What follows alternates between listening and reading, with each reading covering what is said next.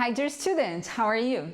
I'm Teacher Tati e essa é a 7ª aula de uma série de 150 videoaulas desde o básico até o avançado para você aprender inglês do jeito overseas, simples e eficiente.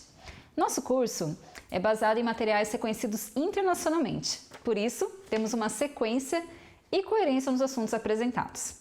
Com essa seleção, feita por um time de especialistas no assunto, vamos ajudar você a se comunicar com fluidez e no menor tempo possível. Sabe como você pode aproveitar essa oportunidade? Assine o nosso canal aqui no YouTube e clique no sininho para ser avisado quando as próximas aulas forem lançadas. Além de acompanhar as aulas, se você é como eu e gosta de ter um material para poder ir lendo também e para que fique de forma mais produtiva o seu estudo, use o link abaixo na descrição desse vídeo para baixar o material. Na nossa aula de hoje, nós vamos falar sobre família e rotina em inglês. E, para começarmos, vamos para o nosso vocabulary. Então, a gente vai falar sobre a nuclear family, que é a família da casa, ok? Então, nós temos parents, para falar de pai e mãe, então são os pais, kids, ou children, que é a forma como a gente se refere a filhos. E aí, para parents, a gente pode falar mother, mom, ou father, dad. E aí, para ilustrar, eu trouxe uma picture da minha family aqui. Então, nós temos esses dois aqui, são os parents, so this is the father, this is the mother. E aqui nós temos 3 kids, ok? A son, so filho in English, son, and daughter. So I have 1 son and 2 daughters. Ok. Ainda então falando sobre o vocabulary, a gente vai falar aqui também com mais detalhes. Então, por exemplo, quando a gente fala sobre o casal, como a gente fala como um pertence ao outro, qual é a relação do um com o outro?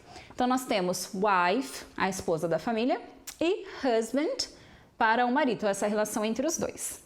E entre os filhos, né? Então, irmão, irmã, a gente fala sister and brother, ok? Para a gente falar de uma forma mais geral, você pode falar, se referir ao marido, à esposa, com a palavra cônjuge, que eu acho particularmente bem engraçado em português. Cônjuge, parece ser difficult.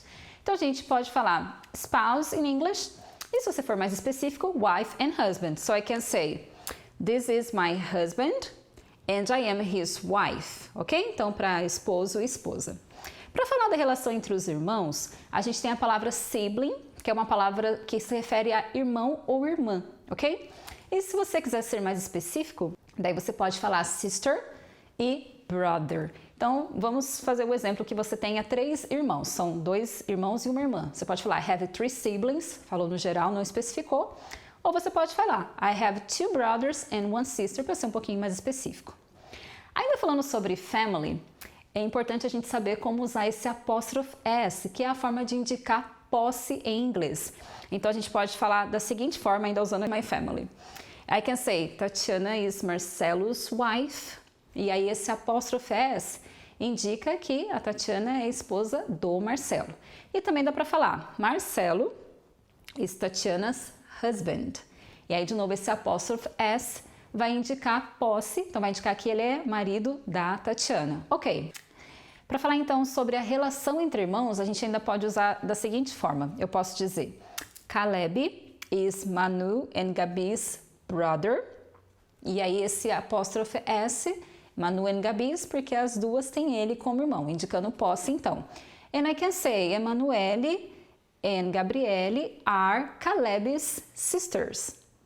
Então, Caleb's quer dizer que elas têm uma relação, pertence a ele, nesse caso aí de irmão e irmã, ok? Então, o apóstrofe S em inglês vai indicar posse. Ok, já falamos sobre família, vamos falar um pouquinho agora sobre routine. Veja esses exemplos. We live in São Paulo. I go to school by van. Jason rides his bike to school. Dad goes to work by bus. Mom drives to work every day. Então, aqui a gente tem frases que descrevem a rotina de uma família. Então, where do you live? We live in, diga aí o lugar onde você mora. I go to school by van. Então, se você é estudante, você também pode falar I go to work. Aqui, então, esse I go to é uma forma de falar aquilo que é rotina na questão do como você vai para o trabalho ou para a escola.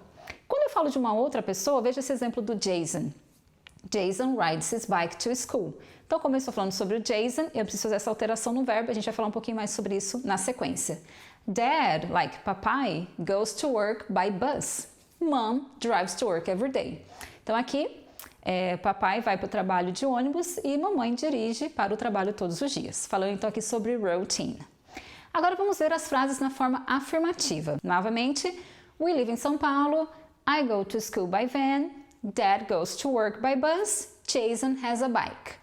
Jason rides his bike to school, Mom drives to work every day.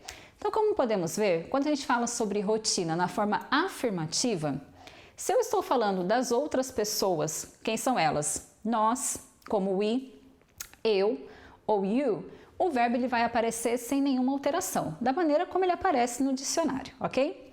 Quando eu falo de uma terceira pessoa, então no caso do Jason and Mom, que aparece aqui, Jason rides his bike, Jason has a bike, Mom drives, eu preciso acrescentar esse S, porque é a única alteração que acontece no inglês se o verbo está no presente, ok? Então, o verbo work, por exemplo, é I work, you work, mas quando eu falo de ele e ela, eu vou falar he, she works, ok? Então, agora a forma negativa. We don't live em Minas Gerais, we live em São Paulo.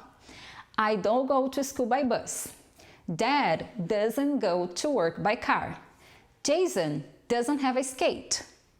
Jason doesn't ride his bike to church.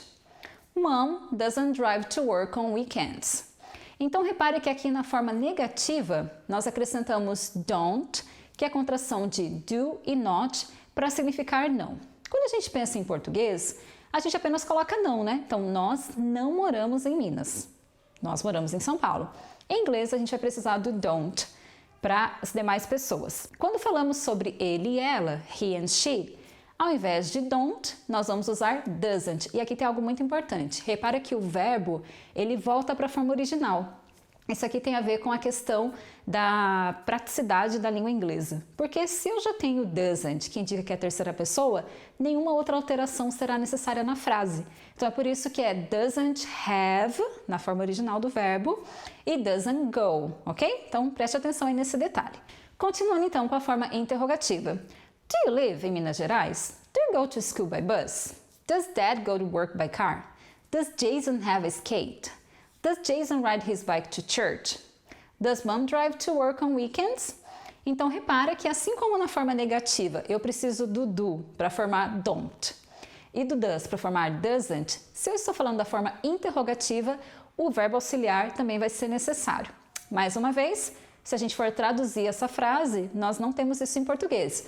But in English, it's very important. Então já vai se habituando aí a colocar do and does para falar do presente na forma interrogativa em inglês. Ok, so now compare these examples. Então, ainda falando sobre rotina, veja essas frases então para compararmos.